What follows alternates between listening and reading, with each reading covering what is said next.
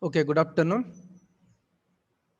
Good afternoon, sir. Good afternoon. Okay, so as in the last lecture, we have started the part of water management, and we have under this water management, we have started the point that is the dam. Initially, we have seen the sources of water in that subsurface, surface water and subsurface water. So after the subsurface water, we have started the point that is the uh, I will show here Introduction of introduction dam. to dam. Okay, introduction to dam. Now in the introduction to dam, we have covered the for what purpose we are constructing the dam structure. आपण काही purpose किंवा कोणता उद्देश घेऊन आपण dam construct करतो त्याचे आपण पॅरामीटर्स पाहिले. मग त्याच्यामध्ये आपण हायड्रो पॉवर जनरेशनसाठी म्हणजेच इलेक्ट्रिसिटी तयार करण्यासाठी, इरिगेशन म्हणजेच ॲग्रिकल्चर पर्पजसाठी, देन डोमॅस्टिक पर्पज म्हणजे ड्रिंकिंग वॉटर म्हणून, किंवा drought or flood control.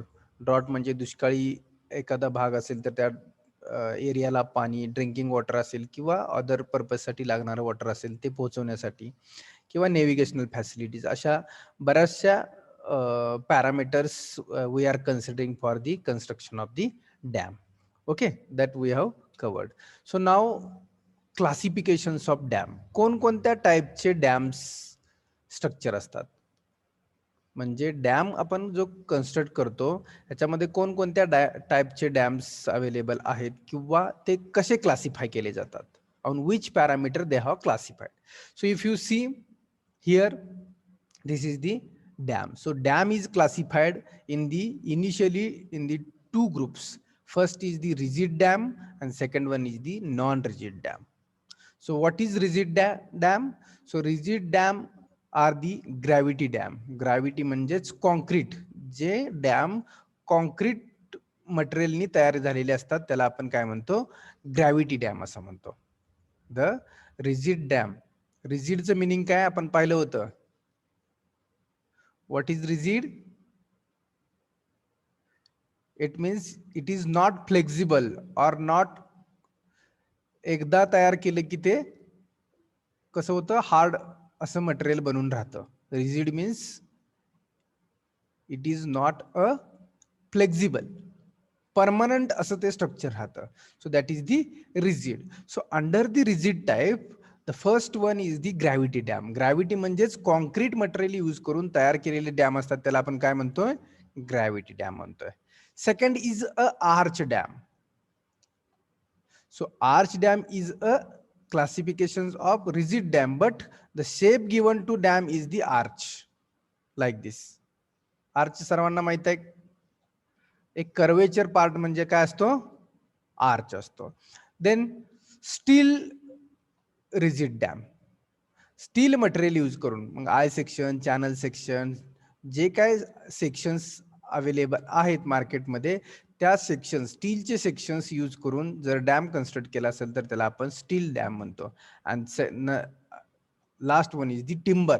If the material used for construction of rigid dam if timber, then this dam we are calling as a timber rigid dam. म्हणजेच rigid dam मध्ये आपण चार टाईपचे material use करू शकतो. Concrete असेल, arch may be concrete, may be steel use करू शकतो, then steel and timber. So these 4 subtypes of the rigid dam. आलं लक्षात? ग्रॅव्हिटी म्हणजेच कॉन्क्रीट डॅम, आर्च डॅम म्हणजेच द शेप गिवन आर्च, त्याला आर्च असा curvature shape दिलेला असतो. आपण इमेजेस मध्ये पुढे दाखवतो मी. Arch dam. Then steel dam म्हणजे स्टील स्ट्रक्चर. स्टील हे कन्स्ट्रक्शन मटेरियल म्हणून वापरलेलं असतं रिजिड डॅम साठी. आणि timber. So timber is the one of the material here used for the construction of dam. So there are 4 sub types of rigid dam: gravity, arch, steel and timber. Okay, now second main type of dam is the non-rigid dam. Second main type of rigid dam is the non-rigid dam. So what include in the non-rigid dam? So non-rigid dam are the अर्थफिल और rockfill. म्हणजेच एक तर मातीचा बनवलेला असतो किंवा दगडांचा बनवलेला असतो. रॉक म्हणजे दगड अँड अर्थफिल म्हणजे माती. सो जर माती भरून तरी डॅम तयार केलेला असतो किंवा दगडाचा भराव करून तर डॅम तयार केला असतो. So non rigid dam it means, non रिजिडचं मिनिंग काय होतंय, तर हे अर्थफिल किंवा रॉकफिल डॅम याचं विघटन होऊ शकतं, डिसेंटिग्रेट होऊ शकतात. बाकीचे डिसेंटिग्रेट होऊ शकत नाहीत. Rigid it means it will not be disintegrate, म्हणजे सेपरेट होऊ शकत नाहीत. कॉन्क्रीट एक होमोजिनियस मटेरियल बनते, आर्च डॅम पण होमोजिनियस मटेरियल आहे. स्टील पण एकदा फिट केलं की ते होमोजिनियस होते, तसं टिंबर स्ट्रक्चर पण आहे. बट अर्थफिल मातीपासून भरावा केलेला किंवा रॉकफिल म्हणजे दगडाचा भरावा, हे दोन्ही टाईपचे जे डॅम्स येतात ते कशामध्ये येतात, नॉन रिजिड डॅम. म्हणजे ह्याचं विघटन होऊ शकतं, मातीचं विघटन होऊ शकतं किंवा दगडांचं विघटन होऊ शकतं. आलं लक्षात? येतंय का लक्षामध्ये? Yes, sir. Initially, dam is divided into two parts, rigid dam and non-rigid dam. Rigid dam मध्ये जे काय परमनंट आहेत की जे डिसेंटिग्रेट होऊ शकत नाहीत, असे जे सब टाइप्स ऑफ डॅम आहेत ते रिजिड डॅम मध्ये राहतात. आणि नॉन रिजिड मध्ये अर्थफिल डॅम किंवा रॉकफिल डॅम, म्हणजे मातीपासून भरावा टाकलेला डॅम किंवा दगडापासून भरावा टाकलेला जो डॅम असतो त्याला आपण अर्थफिल आणि रॉकफिल असं म्हणतो. Okay, so again earthfill is divide in two parts, homogeneous and non-homogeneous. So what is homogeneous? Homogeneous, it means what?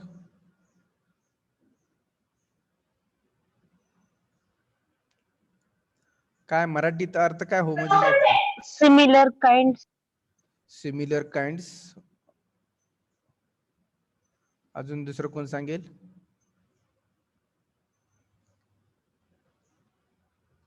एकसंग. Homogeneous त्याला आपण मराठीमध्ये एकसंग असं म्हणू शकतो. It means what? म्हणजेच जे काय तुमचं अर्थफिल आहे ते अर्थफिल स्टार्ट टू बॉटम किंवा या स्टेज पासून या स्टेज पर्यंत, म्हणजे इथं ही एक बाउंड्री आहे डॅमची आणि ही सेकंड बाउंड्री आहे, ह्याच्यामध्ये हे तुमचं डॅम आहे. तर हे डॅम, हा जो डॅम दिसतो तुम्हाला, हा हे एकसंग मटेरियलनी पूर्णपणे भरलेला असतो, त्याला आपण होमोजिनियस म्हणतो. आणि नॉन होमोजिनियस म्हणजे काही पार्ट मे बी अर्धन असेल, मग काही पार्ट मे बी रॉक असतील, या ठिकाणी रॉकचा डॅम असेल आणि या ठिकाणी तुमची अर्धन असेल.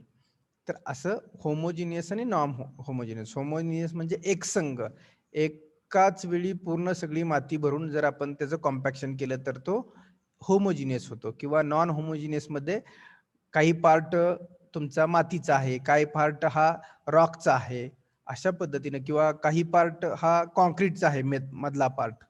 सपोज असा डॅम आहे तर हा मधला पार्ट कॉन्क्रीटचा आहे आणि उरलेला पार्ट जर मातीचा असेल सगळा इकडचा, तर त्याला आपण नॉन होमोजिनियस असं म्हणतो. आलं लक्षात? होमोजिनियस आणि नॉन होमोजिनियस म्हणजे काय? होमोजिनियस मध्ये एकच मुरुम किंवा माती भरून पूर्णपणे डॅम कन्स्ट्रक्ट केला जातो. नॉन होमोजिनियस मध्ये मधल्या पार्ट मध्ये तुमचा एकतर कॉन्क्रीटचा डॅम असू शकतो या ठिकाणी, किंवा स्टोन मॅसनरी किंवा रॉकफिलचा असू शकतो, आणि साईडला मातीचा भराव असू शकतो. सो दोन वेगवेगळी मटेरियल जर वापरले असतील तर त्याला आपण काय म्हणू शकतो? Non homogeneous. आणि एकाच मटेरियलचा जर बनला असेल तर त्याला आपण काय म्हणतो? होमोजिनियस. लक्षात येते का? Yes, sir. होमोजिनियस आणि नॉन होमोजिनियस मीन्स एकाच मटेरियलचा जर बनला असेल तर तो होमोजिनियस, म्हणजे फक्त मातीचा भरावा घालून केला असेल तर होमोजिनियस. पण कधी कधी मातीच्या भराव्याबरोबर सेंटरला जो सेंटर पार्ट असतो त्या ठिकाणी तुमचे गेट्स असतात पाणी जाण्यासाठी, मग हे कधी कधी कॉन्क्रीटचे केलं जातं आणि बाकीचा पार्ट आहे तो मातीचा असतो. म्हणजे त्याचं एक्झाम्पल म्हणजे जायकवाडी डॅम, की जो औरंगाबाद जवळ पैठणला जो आहे तो जायकवाडी डॅम. सेंटरचा जो पार्ट आहे तो कॉन्क्रीटचा आहे, म्हणजे तो ग्रॅव्हिटी मध्ये जातो. बरोबर आहे?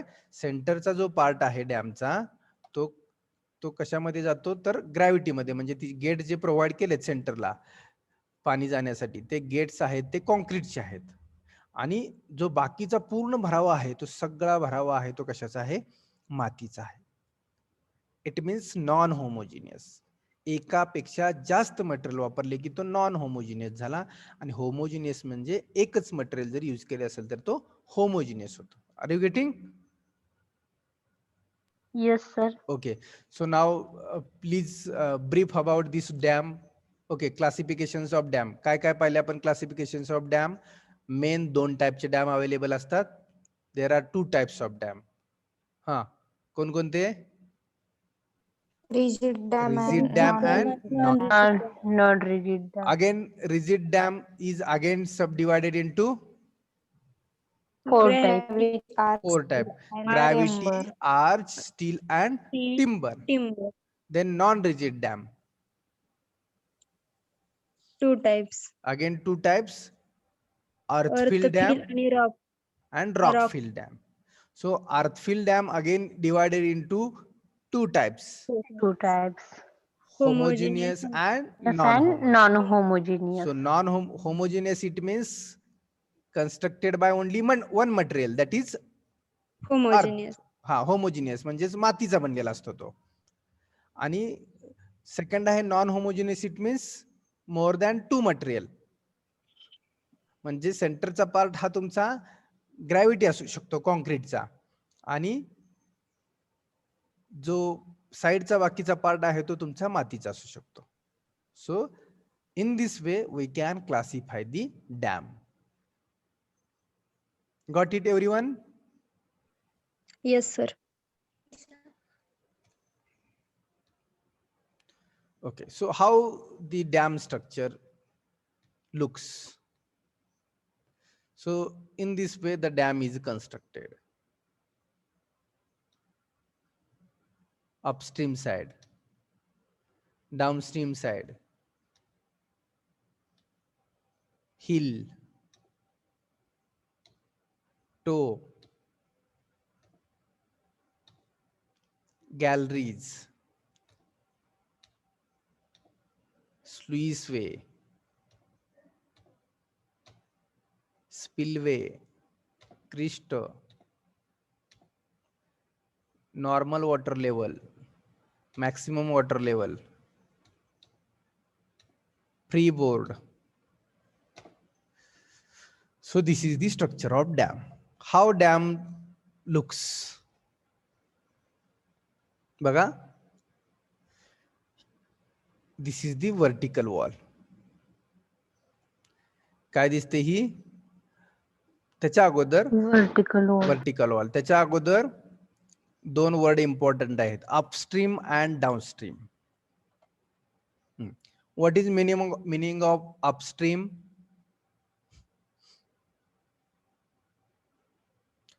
What is meaning of upstream? In the upstream side काय केलेलं आहे? हे काय आहे या एरियामध्ये? काय असेल?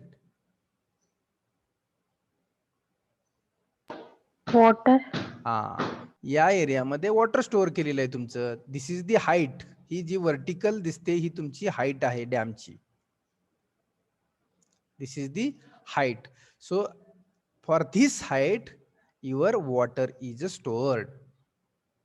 म्हणजे अपस्ट्रीम म्हणजे ज्या बाजूला तुमचं पाणी स्टोअर केलेलं असतं, वॉटर स्टोअर केलेलं असतं, ती साइड म्हणजे upstream side. Okay, and next is the downstream side. So downstream side it means what? Downstream it means opposite direction of the your stored water. जी stored water चं जी location आहे त्याच्या exactly opposite जी site आहे, म्हणजे डॅमच्या कोणती site असणार? ही डॅमची दुसरी site असणार आहे. म्हणजे या बाजूला वॉटर स्टोअर केलेलं असणार आहे, आणि अदर साइडला या बाजूला काय तुमचं वॉटर काय होणार आहे? हा, इकडे काय असणार आहे? वॉटर तुमचं निघून जाणार आहे ना, रिव्हर असणार आहे खाली. बरोबर की? लक्षात येते की नाही? Upstream and downstream. Yes, sir. Down, up म्हणजे ज्या साईडला पाणी स्टोअर केलेलं असतं आणि डाऊन म्हणजे परत या डॅम मधून आपण जे पाणी डाऊनला सोडतो ती downstream side. So what are the components? See, upstream आणि डाऊनस्ट्रीम आपल्याला समजलं. So that is the first basic way how to understand. पहिल्यांदा अपस्ट्रीम साईड कोणती आणि डाऊनस्ट्रीम साईड. आता अपस्ट्रीम साईड मध्ये फर्स्ट आपण बघू maximum water level, MWL. MWL is the maximum water level. So maximum water level म्हणजे हे वरच्या साईडच्या ज्या डॉटेड लाईन्स आहेत कोणत्या, हे बघा मी ब्ल्यू पेन मार्क करतोय. So this line is the maximum water level. तुमचा डॅम या लेवलला डिझाईन केलेला असतो. म्हणजे इथून इथपर्यंतचा जो पूर्ण एरिया आहे या एरियामध्ये तो काय असणार आहे हो, तुमचं वॉटर स्टोअर असणार आहे. ज्यावेळी तुमचा फ्लड कंडिशन येते त्यावेळी तुम्हाला ही level, this is the maximum level at the time of flood control. ज्यावेळी डॅम मध्ये मॅक्सिमम वॉटर लेवल येते त्यावेळी तुमचा फ्लड ची सिच्युएशन आलेली असते. लक्षात येते का? मॅक्सिमम वॉटर लेवल की ज्यावेळी फ्लड ची सिच्युएशन येणार म्हणजेच पूर्णपणे डॅम पाण्याने भरलेला असेल त्यावेळीच तुमची काय असणार आहे, मॅक्सिमम वॉटर लेवल असणार आहे. And normal water level, generally normally water तुमचं या लेवलला आपण स्टोअर करतो. पण मॅक्सिमम वॉटर लेवल कधी येऊ शकते? Maximum water level flood condition असेल तर येऊ शकते.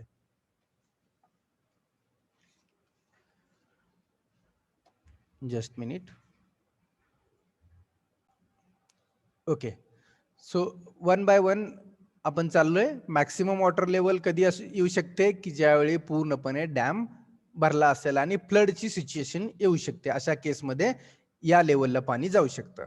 नॉर्मल वॉटर लेवल कधी असू शकते डॅम मध्ये की ज्यावेळी फ्लड सिच्युएशन नाहीये पण डॅम तुमचा फुल भरलेला आहे आपण म्हणतो, त्या केसमध्ये नॉर्मल वॉटर लेवल असू शकते. बघा डिफरंट वर्ड. फ्लड सिच्युएशन आली तरच तुमची मॅक्सिमम वॉटर लेवलला आपण जाऊ शकतो. बट नॉर्मल वॉटर लेवल कधी असू शकते? So this is the your normal water level. या लेवल पर्यंत तुम्ही तुमचा डॅम भरू शकता. पण जर फ्लड येतच असेल आणि फ्लडची सिच्युएशन झाली तर तुमचं वॉटर या लेवलला येऊ शकतं. आणि हा आहे तुमचा स्पिलवे. म्हणजे स्पिलवे म्हणजे काय, तर ज्याच्यातून आपण पाणी डाऊनस्ट्रीम साईडला सोडतो. स्पिलवे, इथं बघा स्पिलवे लिहिलेला आहे. स्पिलवे इट मीन्स या वे मधून आपण वॉटर डाऊनस्ट्रीम साईडला सोडतो, त्याला आपण स्पिलवे म्हणतो. मग हा स्पिलवे मॅक्सिमम वॉटर लेवल असेल तर पाणी तुमचं याच्यातून ऑटोमॅटिक बाहेर जाणार आहे. बघा जर मॅक्सिमम वॉटर लेवल जर आली तर वॉटर हे तुमचं ऑटोमॅटिकली यातून बाहेर जाणार आहे. बट जर वॉटर लेवल मॅक्सिमम नसेल तरी सुद्धा आपण काय करू शकतो, इथं गेट्स असतात. हे गेट्स आपण काय करू शकतो, डाऊनस्ट्रीम साईडला आपण घेऊ शकतो. अजून हे जे स्पिलवे मध्ये इथं गेट्स असतात ते गेट्स आपण डाऊनस्ट्रीम साईडला घेऊ शकतो. म्हणजेच डाऊनस्ट्रीम साईड म्हणजेच वरती उचलू शकतो. म्हणजेच हा खालच्या पार्ट मधून या पार्ट मधून पाणी जाऊ शकतो. So maximum water level is over, normal water level is over after maximum and normal spillway. काय सांगितलं स्पिलवे मध्ये? Spillway is the component of the dam, की जो कंपोनंट वॉटर तुमचं डाऊनस्ट्रीम साईडला सोडण्यासाठी कन्स्ट्रक्ट केलेला असतो. स्पिलवे हा एक डॅमचा कंपोनंट आहे की ज्या वे मधून स्पिलवे म्हणजे वॉटर डाऊनस्ट्रीम साईडला सोडण्यासाठी तो कन्स्ट्रक्ट केलेला असतो. मग ज्यावेळी तुमचं मॅक्सिमम वॉटर लेवल येते त्या केसमध्ये तर ऑटोमॅटिकच या गेटवरून पाणी तुमचं बाहेर जाऊ शकतं किंवा गेट आपण ओपन करू शकतो. हाईटला असं वरती गेट ओपन करू शकतो. आता डॅम स्ट्रक्चर हा आपण साइड व्ह्यू पाहतोय डॅमचा. जर तुम्ही ऍक्च्युअल डॅम बघितलं तर तुम्हाला ते लक्षात येईल गेट कसे ओपन होत असतात. आणि नॉर्मल वॉटर लेवल जर असेल तरी सुद्धा आपण काय करू शकतो, हे गेट आपण वर ओढू शकतो आणि अजून इथून असं पाणी तुमचं डाऊनस्ट्रीम साईडला जाऊ शकतो. So spillway is the structure provided to release the water downstream side. आलं लक्षात? Spillway means what?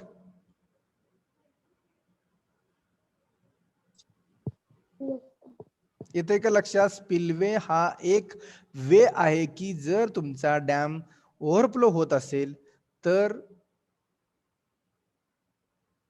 डॅमच्या डाऊनस्ट्रीम साईडला सोडण्यासाठी जे गेट प्रोव्हाइड केले असतात किंवा पाणी डाऊनस्ट्रीम साईडला जाण्यासाठी जो वे प्रोव्हाइड केला असतो त्याला आपण स्पिल वे असं म्हणतो.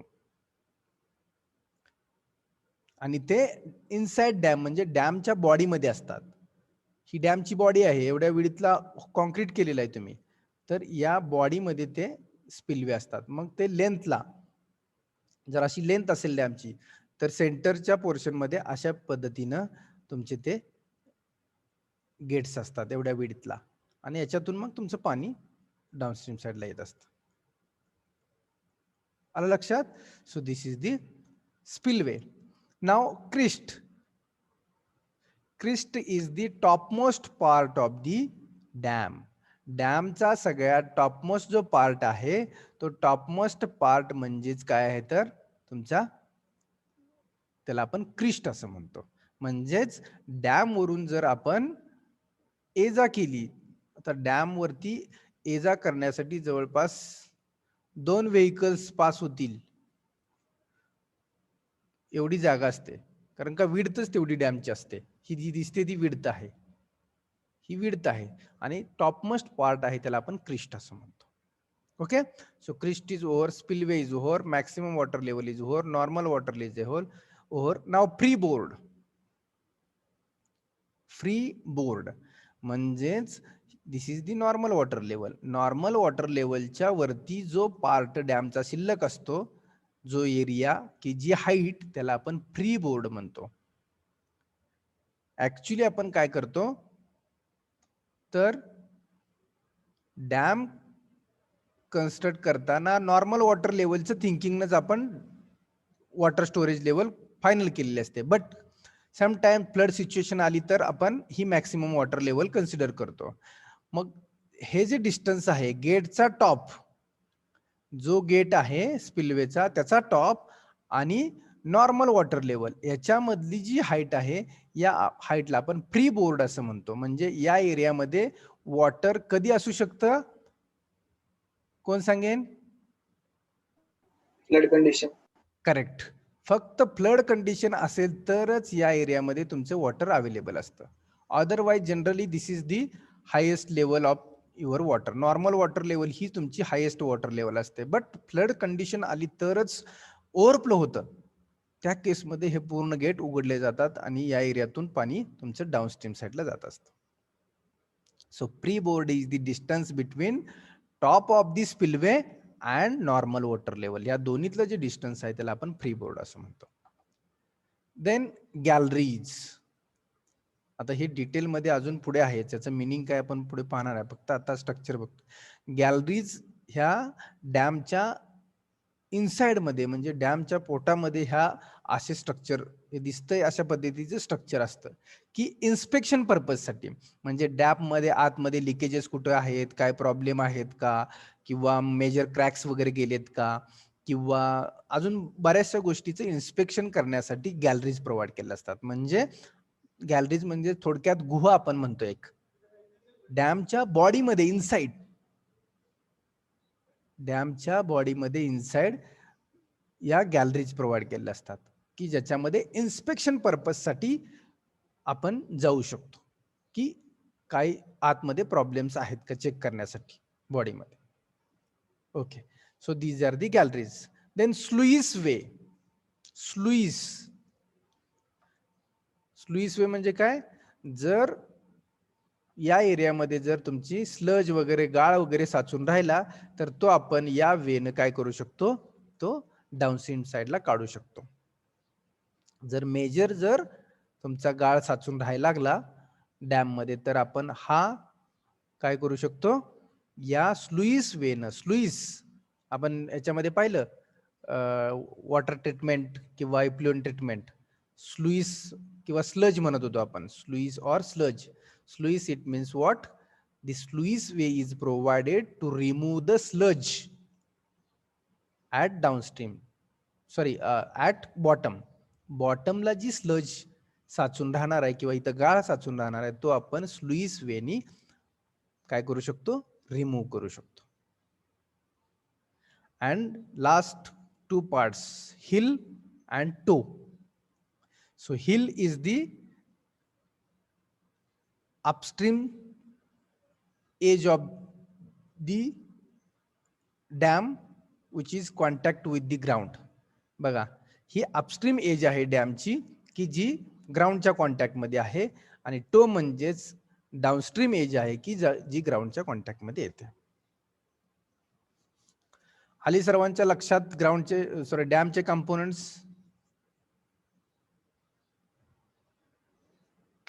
सर्वांच्या लक्षात आले का?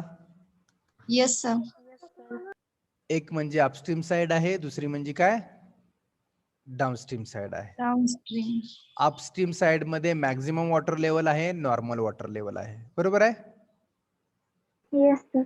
मॅक्सिमम वॉटर लेवल मध्ये ला पाणी कधी पोहोचू शकतं, Flood condition फ्लड Flood कंडिशनला. conditionला. आणि नॉर्मल वॉटर लेवल म्हणजे तेवढ्या हाईटला आपण मॅक्सिमम डॅम भरू शकतो, बरोबर आहे? नॉर्मल वॉटर लेवल म्हणजे त्या वॉटर लेवलला आपलं डॅम आपण पाणी भरू शकतो, पण जर फ्लड आला तर ते मॅक्सिममला जाऊ शकतं. Okay, what is spillway? Water डाउनस्ट्रीमला आणण्यासाठी जो वे प्रोव्हाइड केलेला असतो हा, त्याला स्पिलवे स्पिलवे म्हणतो आपण. वॉटर डाउनस्ट्रीम साइडला सोडण्यासाठी जे आपण गेट्स प्रोव्हाइड केले असतात किंवा जो वे प्रोव्हाइड केला असतो त्याला आपण स्पिलवे असं म्हणतो. मग ते हायटेड ऍडजस्टेबल असतात. किती वर गेट घ्यायचं, 1 फुटाने घ्यायचं, 2 फुटाने. आपण ऐकतो टीव्हीला, न्यूजला वगैरे फ्लड कंडिशन पावसाळ्यामध्ये की 2 फुटांनी दरवाजे उचलले कोयना डॅमचे, उजनी डॅमचे 4 फुटाने उचलले, 11 गेट उचलले, 12 गेट उचलले. मग असतात ते 20 असतात, 25 गेट असतात असे. जसं आता हे एक इलिव्हेशन, साइड इलिव्हेशन मध्ये एक दिसतंय, असं जर तुम्ही डॅमच्या खालच्या साईडनं पाहिलं, डाऊनस्ट्रीम साईडनं, तर तुम्हाला नंबर ऑफ गेट्स दिसतात अलॉंग दी लेंथ. मग ते आपण 1 फुटानी 2 फुटानी असं उचलू शकतो. मग जर पाणी जर हायेस्ट लेवलला आलं तर आपण पूर्णपणे उचललेले असतात, की जोपर्यंत नॉर्मल लेवलला पाणी येत नाही तोपर्यंत, बरोबर आहे? या एरियामध्ये पूर्ण लेवलला आपण गेट उचलतो जर पाणी याच्यावरती यायला लागलं तर, आणि हे फ्लो करतो खाली. ओके, देन फ्री बोर्ड आपण पाहिलं की गेटचा टॉप आणि नॉर्मल वॉटर लेवल याच्यामधलं जे डिस्टन्स आहे त्याला आपण फ्री बोर्ड असं म्हणतो. गॅलरीज कशासाठी वापरतात म्हटलं आपण? For inspection purpose. Inspection purpose, म्हणजेच डॅमच्या आतमध्ये काही लिकेज आहेत का, काही मेजर क्रॅश गेलेत का, काही अजून काही प्रॉब्लेम आहेत का, त्याचं जर इन्स्पेक्शन करायचं असेल तर आपण गॅलरीज कन्स्ट्रक्ट करतो. Then sluice way, for what purpose sluice way is constructed? Remove the sludge at bottom. हा, whatever sludge is settled at bottom, that sludge we can remove by the sluice way. Then hill, what is hill? ही upstream edge असते डॅमची आणि ती ग्राउंडच्या contact मध्ये असते, हा, आणि तो ही डाउनस्ट्रीमची एज असते आणि ती पण ग्राउंडच्याच कॉन्टॅक्ट मध्ये मध्ये असते. असते. Good, correct. आणि last is the crest. Crest is the top most part of the part of the dam. Okay, so these are the good. So these are the components of dam.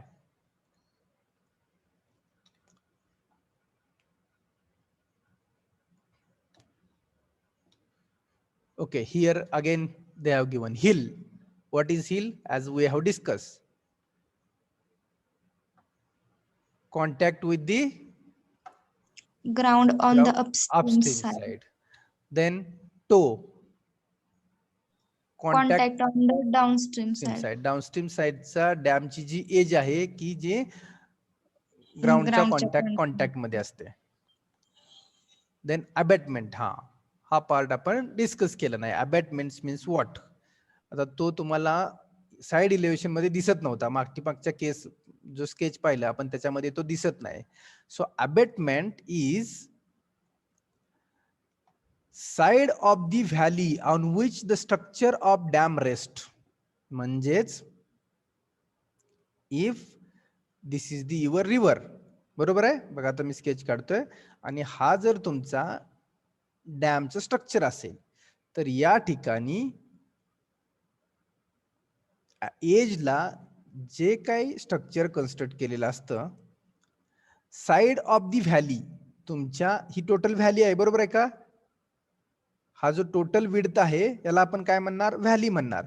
मग जिथून dam start होतो, कोणत्याही age पासून, या age पासून असेल किंवा या एज पासून असेल, दोन्ही मधल्या कोणत्याही एज पासून ज्यावेळी डॅम स्ट्रक्चर कन्स्ट्रक्शन चालू होतं आणि जो स्ट्रक्चर, जो कंपोनंट ऍट दी एज असतो, म्हणजे इथं पण टेकडी असेल, इकडे पण टेकडी असेल, बरोबर आहे, मध्ये ही व्हॅली असेल किंवा रिव्हर असेल, तर जे एंडला जे स्ट्रक्चर कन्स्ट्रक्ट केलेलं असतं त्याला आपण काय म्हणतो, अबेटमेंट असं म्हणतो.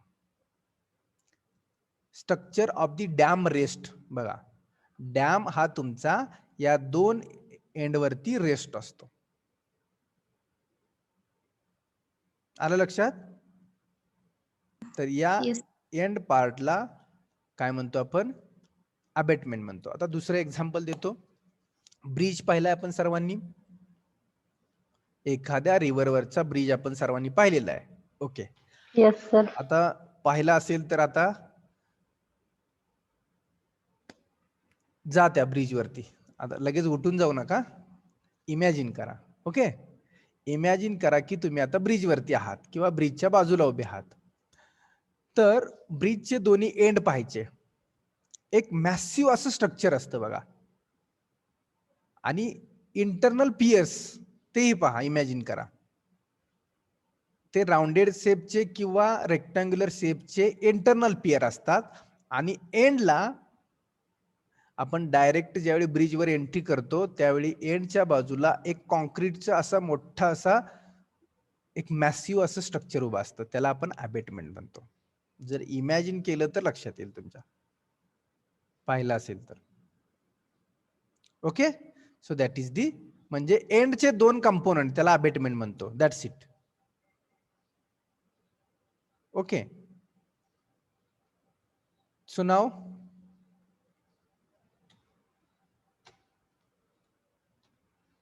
next, galleries. As we have discussed, what is gallery? The small rooms, here written, small rooms like structure left within the dam for checking operation. म्हणजेच काय म्हटलं मी, इन्स्पेक्शन म्हटलं होतं. Instead of checking operation I have used word inspection.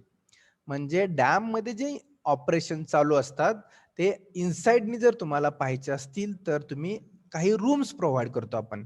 त्यालाच आपण मगाशी मी काय म्हटलं होतं, टनेल म्हटलं होतं. थोडक्यात एक बोगद्या टाईप अशा रूम्स असतात की ज्या पूर्णपणे बॉडीच्या आतमध्ये असतात, की जे आपल्याला आपण डॅम वरून उतरू शकतो त्या ठिकाणी आणि आतमध्ये जाऊ शकतो. So these are the galleries. Then diversion tunnel. हा पण आता डॅमचा कंपोनंट नव्हता, पण हा what is this part, see. Divergent tunnel. Tunnel are constructed for diverting water before the construction of dam. Dam construct करण्या अगोदर, आता ही जर तुमची रिव्हरचा पार्ट असेल, पाणी इकडून येत आहे, बरोबर आहे, असं इकडून पाणी येत आहे आणि या ठिकाणी तुम्हाला डॅम कन्स्ट्रक्ट करायचा आहे अक्रॉस दिस रिव्हर. तर the tunnel are constructed for diverting water before construction of dam. हा डॅम कन्स्ट्रक्ट करण्या अगोदर या रिव्हरचं पाणी जर तुम्ही डायव्हर्ट केलं असेल तर त्याला डायव्हर्जन टनेल म्हणतो. मग तो कधी कधी या हिल मधून असा बाहेरून काढला जातो किंवा कधी कधी सेंटरलाच त्याचा वे ठेवला जातो आणि दोन्ही बाजूनी कन्स्ट्रक्ट करत आल्यानंतर परत डायव्हर्जन देऊन नंतर राहिलेलं स्ट्रक्चर कन्स्ट्रक्ट करतो आपण. सो डायव्हर्जन टनेल हा काय आहे तर before construction of dam the water has given the diversion. पाण्याला जे डायव्हर्जन दिलं जातं डॅम कन्स्ट्रक्ट करण्या अगोदर त्याला आपण डायव्हर्जन टनेल असं म्हणतो. This help in keeping the river bed dry. म्हणजे ज्यावेळी डॅमचं कन्स्ट्रक्शन करत असताना रिव्हरचं जे पात्र आहे तुमचं ते आपण काय करू शकतो, ड्राय ठेवू शकतो. आलं लक्षात? Yes. आलं का लक्षात? डायव्हर्जन टनेल म्हणजे काय, तर डॅम कन्स्ट्रक्ट करण्या अगोदर जे वॉटर डायव्हर्ट केलं जातं त्याला आपण डायव्हर्जन टनेल असं म्हणतो. पाणी जाण्यासाठी जो रस्ता केला जातो त्याला आपण डायव्हर्जन टनेल असं म्हणतो. Spillway, as we have discussed, spillway, it is the arrangement near the top to release the excess water of the reservoir to downstream side. As we have discussed, spillway हा काय आहे, तर excess water release करण्यासाठी डॅमच्या टॉपला जी arrangement provide केली असते त्याला आपण gate ही म्हणतो. आपण जे गेट प्रोव्हाइड केले असतात त्याला आपण स्पिलवे असं म्हणतो. What is the function of spillway? Release the excess water of reservoir to the downstream side. Downstream साइडला पाणी किंवा वॉटर रिलीज करण्यासाठी जे काय गेट्स प्रोव्हाइड केले असतात किंवा जी काय अरेंजमेंट असते टॉपच्या डॅमच्या टॉपला त्याला आपण स्पिलवे असं म्हणतो. Got it?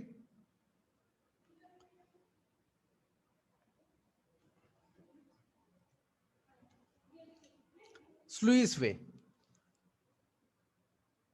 Again, as we have discussed, sluice way म्हणजेच an opening in the dam near the ground level which is used to clear the silt accumulation in the reservoir side. जे काय silt, जी काय sludge डॅमच्या बॉटमला set झालेली आहे ती sludge आपण काय करतो, ग्राउंडच्या जवळ एक डॅम मध्ये एक ओपनिंग ठेवतो आणि त्या ओपनिंग ते म्हणजेच काय, स्लुईस वे आहे. आणि या स्लुईस वे न आपण ते रिमूव्ह करतो. Everyone got it?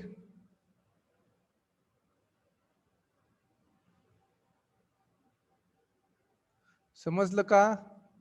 Yes, sir. Yes, sir. हा, हे सर्व डॅमचे कंपोनंट आहेत आणि त्याचं प्रत्येकाचं फंक्शन काय त्याचा आपण स्टडी केला आणि याच्यावरतीच तुम्हाला एमसीक्यू विचारला जातो.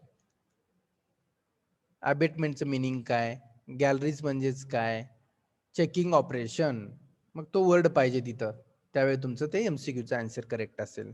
Divergence tunnel constructed for diverting water before construction of dam, like this. Then spillway, release the excess water of reservoir. Then sluice way, used for to clear the silt. So these are the functions of each and every component of the dam.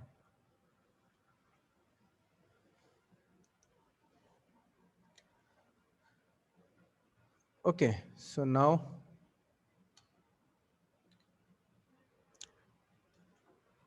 types of dam. As we have discussed classification of dam, but we will see in the detail now. So here see, reservoir force, it means what? Force and arrow दाखवलेत, म्हणजे कशाचा force असणार आहे हा? डॅमच्या बॉडीवरती हा force कशाचा आहे हो? वॉटरचा. वी कॅनॉट इमॅजिन, हा जो प्रेशर आहे, आपल्याला वाटतंय की या डॅमला, या वॉलला हे पाणी थ्रस्ट आहे, पण ट्रेमंडस प्रेशर असतो या वॉलवरती. हेवी असा लोड या वॉलवरती वॉटर प्रेशरचा असतो.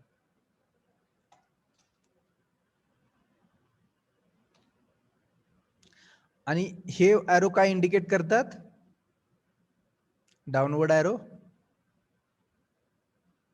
काय इंडिकेट करत असतील? हे, हा येतो वॉटरचा प्रेशर आणि हे आहे ते डॅमचं स्वतःचं वेट डाउनस्ट्रीम साईडला. कारण का हे कशाचं स्ट्रक्चर आहे, एकदम होमोजिनियस असं कॉन्क्रीटचं स्ट्रक्चर असेल तर हे डाऊनस्ट्रीम साईडला वेट आहे आणि हे म्हणजे याचं मिनिंग काय होतंय हो, तर हा डॅमचं वेट खाली आहे डाऊनवर्ड साईडला आणि याला हे वॉटर काय करतंय, या पद्धतीनं ओव्हरटर्न करायचा प्रयत्न करताय, बरोबर आहे.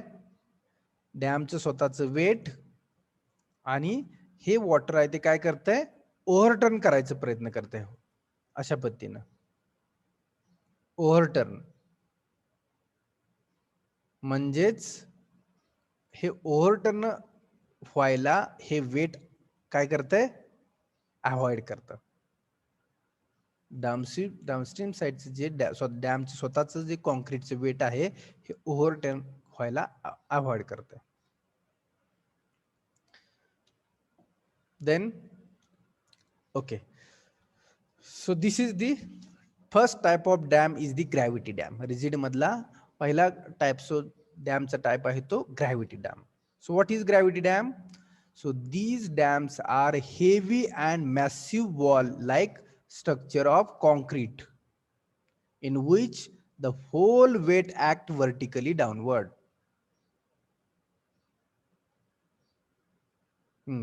If you read the sentence, तुम्ही जर हे sentence read केलं तर काय लक्षात येतंय? These dams are heavy and massive wall-like structure of concrete. कॉन्क्रीटचं हे मॅसिव्ह वॉल लाईक स्ट्रक्चर आहे in which the whole weight act vertically downward. जे आता आपण डिस्कस केलं की व्हर्टिकली डाऊनवर्ड याचं वेट ऍक्ट होत असतं, बरोबर आहे. सपोज आपण एक बेडवरती झोपलो असेल,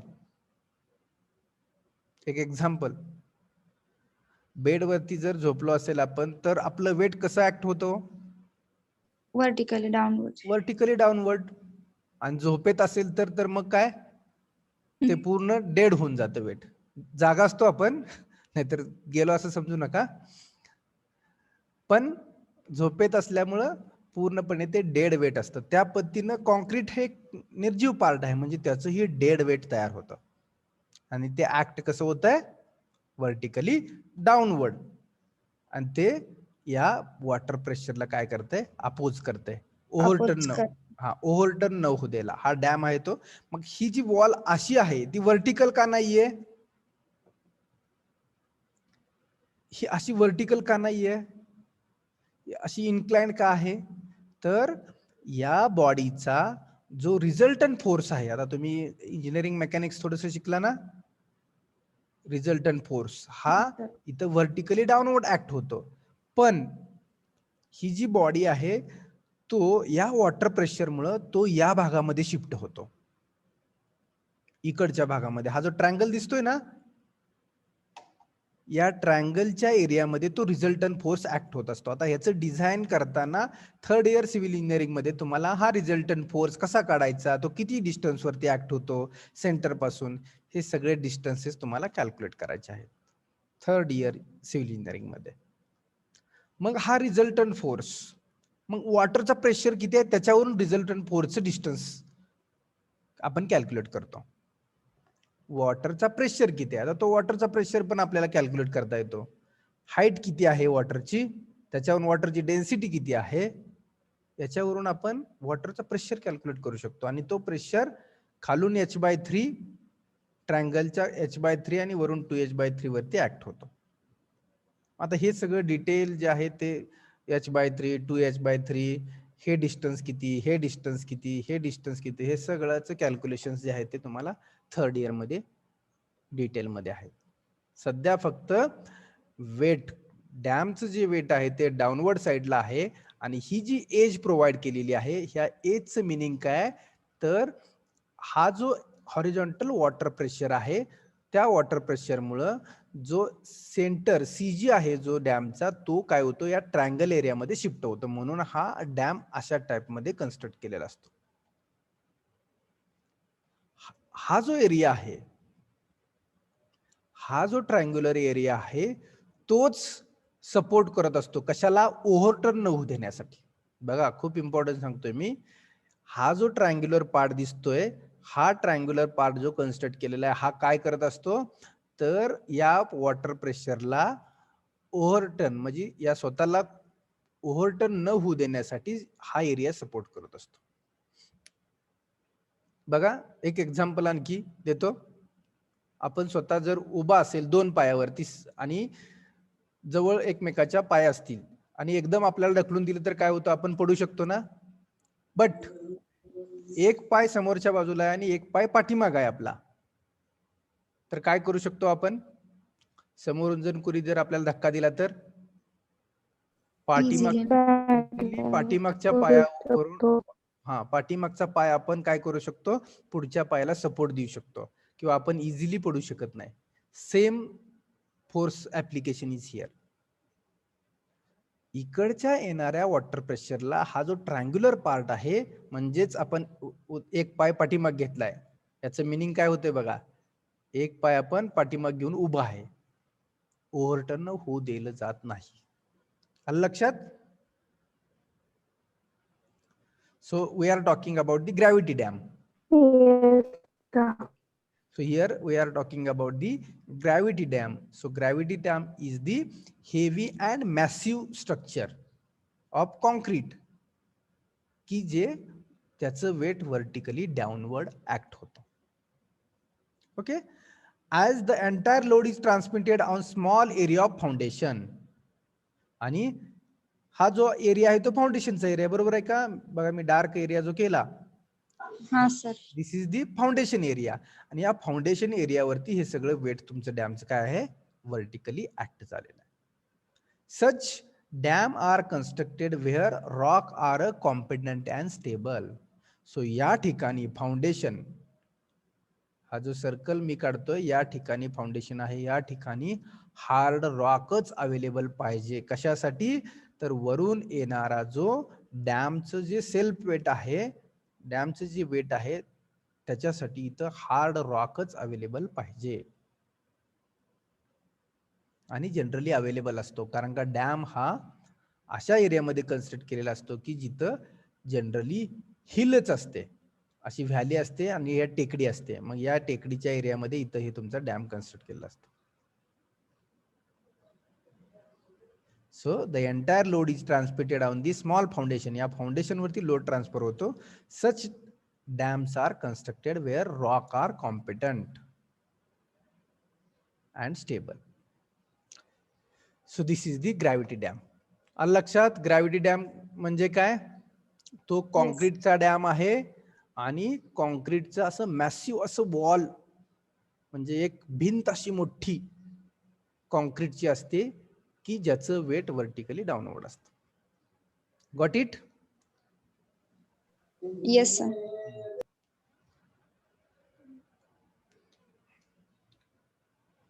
So if you see your images now,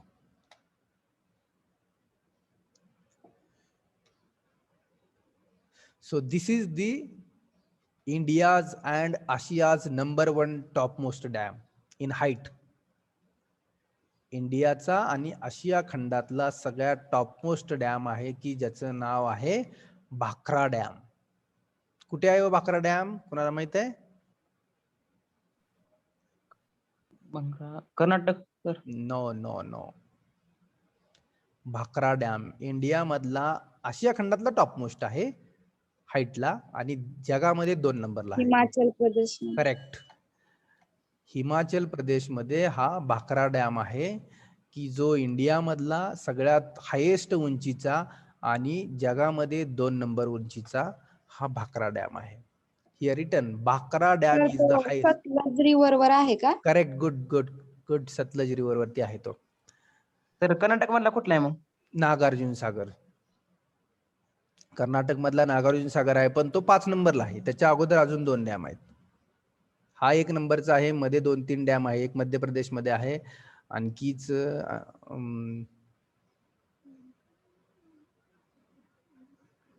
बहुतेक अजून 2 आहेत मध्ये.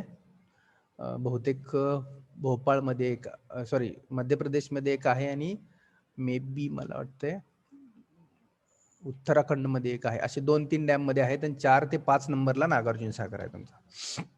कर्नाटक मधला. Okay, so Bhakra dam is the highest, see here, Bhakra Dam is the highest concrete gravity dam in the Asia and second highest in the world. Here written. Then